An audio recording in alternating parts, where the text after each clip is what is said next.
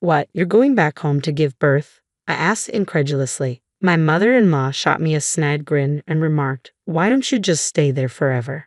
I don't want to see your freeloading face." Her words stung, but I managed a composed reply. "Sure, take care then." My name is Flo, a 34-year-old professional. I've been dating Barry for 2 years now. We first met at a party where our shared taste in music sparked an instant connection. After exchanging numbers, we started spending our evenings together, discussing everything from favorite tunes to work challenges over drinks at our local bar. Being with Barry was always a joy, and time with him flew by. Eventually, we became a couple, and life has never felt more fulfilling. Despite our busy work schedules, we cherish our weekends together. The anticipation of seeing Barry motivates me to work harder and be more productive during the week. Our relationship had been a cornerstone of my career success.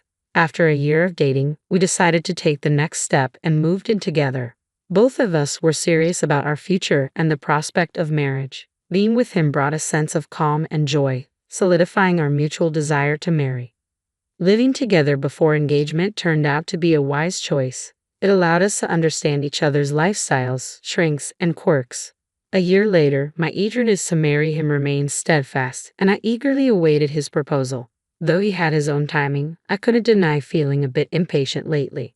Then, unexpectedly, he invited me to dinner at an upscale restaurant. It wasn't a special occasion, yet I couldn't help but wonder if this was the moment. After work, I arrived at the restaurant, nervous yet tingling with excitement. Upon seeing him, I noticed he was even more nervous than I was. His palpable anxiety strangely eased my own. Despite feeling sorry for his nerves, his awkward and tense greeting actually made me chuckle inwardly. Then came the meal, and throughout, he was visibly nervous. As we finished the main course, he called my name softly, "Chloe." His direct gaze made me slightly apprehensive. "Chloe, you're the most wonderful person I want to cherish. I hope you feel the same about me. So, will you marry me?" With those heartfelt words, he presented a ring. My answer was already clear. Yes, I can't wait for our life together. With our engagement sealed, I was overwhelmed with happiness. However, life soon became hectic, and the joy was fleeting. We had to meet each other's families, organize family gatherings, and begin wedding preparations.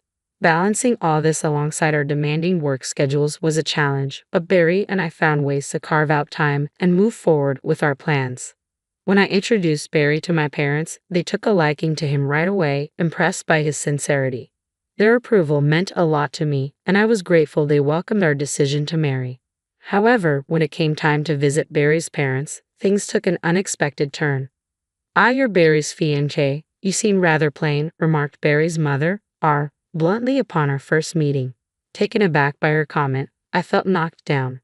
Barry quickly interjected, "Mom, what are you saying? She's the woman I chose." That was pretty rude. Ah shrugged defensively. "I'm just being honest, you know." Barry's father, Will, stepped in, trying to diffuse the tension. "Enough, that's uncalled for." Despite Barry and his father's attempts to defend me, I couldn't shake off the hurt from R's words. Later, Barry apologized. "Chloe, I'm sorry about my mom. She's always been straightforward, sometimes too much. I've never been comfortable with it either." "Really?" I asked, surprised by his admission. "Yeah, so please don't let her words get to you. If she says anything after we're married, let me know right away. I'll handle it," he assured me earnestly. His words brought me relief. From the moment we started dating, Barry had shown he would protect me, even attempting to shield me during our introduction to his parents. Still, my apprehensions persisted, especially regarding the impending family meeting. I couldn't shake the worry that R would disrespect my parents too. Despite my warnings to Barry, he had assured me he would handle her carefully, and I had even briefed my parents about R's challenging nature, which they were already familiar with from past encounters. The day of the family meeting finally arrived, and my nerves were on edge for entirely different reasons. "Hello, I'm Barry's dad. It's a pleasure to meet you. Thank you for having us," Will greeted warmly, extending a hand to my parents. "We're Chloe's mom and dad," my parents replied politely, trying to keep the atmosphere pleasant. They exchanged pleasantries with Wilt, but R remained silent, seating herself and ordering a drink without a word. "I'll take a red wine. Looks like we'll need a bit of a drink to make this interesting," she commented casually, her words casting an uncomfortable shadow over the room. My parents were left speechless by R's behavior. Visibly taken aback, both Wilt and Barry, clearly annoyed, swiftly apologized to us for ours conduct. And so, the family meeting commenced. My parents and Wilt hit it off right away, engaging in friendly conversation. Throughout the meal, R remained largely focused on her food, but as she became increasingly intoxicated, she started to interject into the conversation. A government job, it may be stable, but the pay isn't anything to brag about. Barry's marrying into such boring people. If they have kids, they'll probably be just as dull, R remarked, crossing a line with her words. That's enough, Wilt intervened, his voice filled with anger. You need to leave now. R appeared defiant, muttering, What's the big deal? I'm just being honest. Wilt escorted R outside and arranged for her to take a cab home. Returning to the restaurant, he and Barry apologized once more for R's behavior.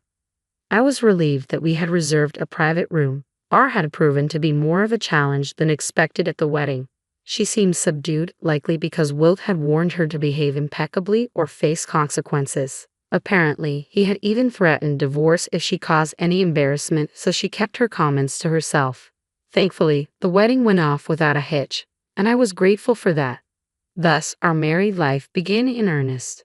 Barry and I had a wonderful relationship, making our life together blissful. We both shared household responsibilities equally to ensure neither of us felt burdened. It was a bonus that Barry excelled in cooking. I always looked forward to his meals. On days when he got caught up at work but still took on the chef's role, we would cook together. This collaboration made our days together as a happy couple all the more enjoyable. Barry made an effort to visit his family home alone as much as possible, mindful of both R and myself. Thanks to this, I was spared any direct snide remarks or confrontations from R. I deeply appreciated Barry's consideration during this time. However, tragedy struck when Wilt suddenly fell ill and passed away. Barry and I rushed to the hospital, but we arrived too late. Dad, Barry exclaimed in disbelief. Wilt's death hit him hard, and R was visibly distraught as well. How could you leave me like this? Despite my strained relationship with R, I couldn't help but empathize with her grief in that moment. I mourned the loss of Wilt, who had always treated me with kindness. In the following days, we found ourselves consumed with funeral arrangements while navigating our own grief. Barry took charge of organizing everything, and I did what I could to support him during this difficult time. The funeral proceeded smoothly, and we felt we had given Wilt a fitting farewell. Life eventually settled back to its routine for Barry and me. While it took time to come to terms with Wilt's passing, we eventually found our footing. Barry appeared determined to move forward with renewed resolve. However, a new challenge emerged unexpectedly.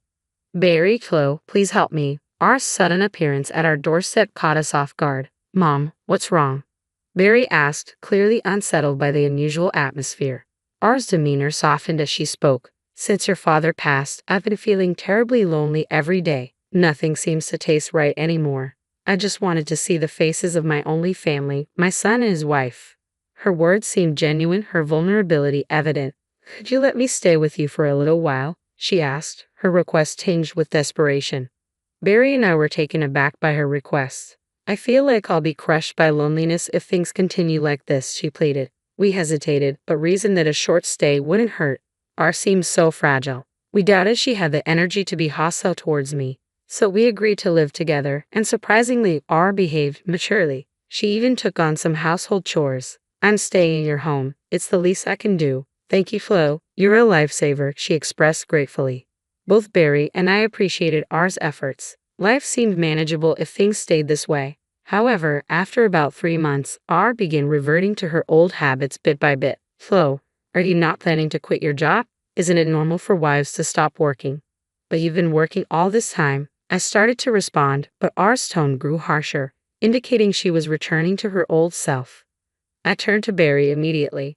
Okay, we need to talk to Mom and get her to go back to her hometown right away, I said. When Barry confronted R about it, her response was startling. I've already sold the family home, she admitted. Barry and I exchanged shocked glances. Mom, why would you do that without even discussing it with us? That's our family home.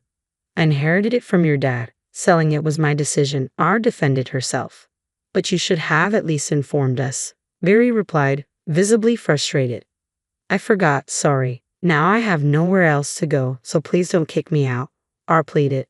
Barry and I were left speechless. Just as we were grappling with this unexpected turn of events, another surprise came our way. I discovered I was pregnant. Verity and I were overjoyed. We had been hoping for a child but had almost given up due to our age, so this was wonderful news. However, the prospect of dealing with R while pregnant added a new layer of complexity to our situation. Recently, she started complaining again. I recounted to Barry. Why do I have to cook for you too? I'm only staying here because of Barry, not you. Traditionally, it's the wife who handles all the housework, Barry explained.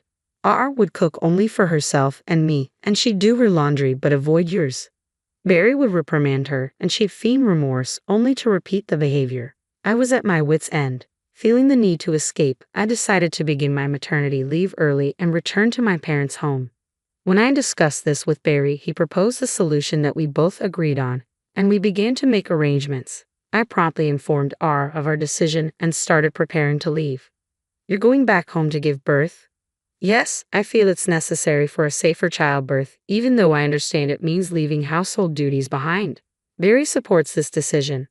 Upon hearing this, R smirked and sneered. Why not just stay at your parents' house forever? I don't want to see your parasitic face around here anyway. I bet even Barry's had enough of you. You don't need to come back to this house anymore. I couldn't help but feel a sense of relief at R's harsh words. All right then, take care, I replied calmly. I returned to my parents' house, grateful to be with them again after so long. They've been incredibly supportive, allowing me to find peace and comfort during this time. A month later, Barry arrived at my parents' house with news. I finally got the green light from work. I found us a new place. That's fantastic. Barry's plan was for us to transition to remote work, which his company had approved. Thoughtfully, he rented an apartment near my parents' home, and we decided to move there. Barry then terminated the lease on the room R had been staying in and finalized our move to the new apartment. Apparently, R was quite unsettled by this, and she called me. Hey Chloe, where are you? I'm at our new place with Barry. New place? Where? R's voice sounded urgent and somewhat panicked. I'll let you know, but I have to be honest. The lease here is being canceled and everything's being moved out. I can't stay here anymore, I explained calmly. Barry and I are starting fresh somewhere else. But Barry said he's cutting ties with me. He doesn't want to talk to you anymore, I added, trying to make her understand. So, you were just pretending to be nice to stay here, huh? This was your plan because you couldn't make any money from selling the house you got from Wilt, right? R accused sharply. How did you find out? You were telling the neighbors how frustrated you were that the house your husband left had no value. Then suddenly, it became a lot for sale. People just can't keep quiet about things like that. Give me Barry back. I'm that kid's parent, so I have the right to live with him. As I've said before, he doesn't want to see you, and I won't pressure him into something he's uncomfortable with. Upon hearing this, R exploded with irrational anger. Who do you think you are? Acting all high and mighty when you're just a broke, freeloading plain wife? That's not a nice thing to say, but it's true. Well, I don't think our paths will cross much in the future, so it doesn't really concern me, I replied calmly. But let me clarify something. Alongside my full-time job, I also have a side gig, and I actually earn more than Barry, I continued. Oh, really? What's this side gig? R asked skeptically.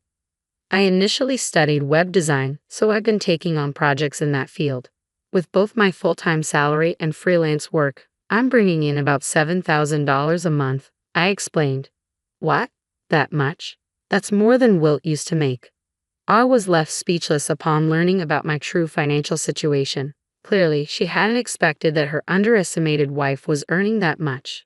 But none of this concerns you. R. Barry has cut ties with you, and I'll be distancing myself even further, I asserted firmly.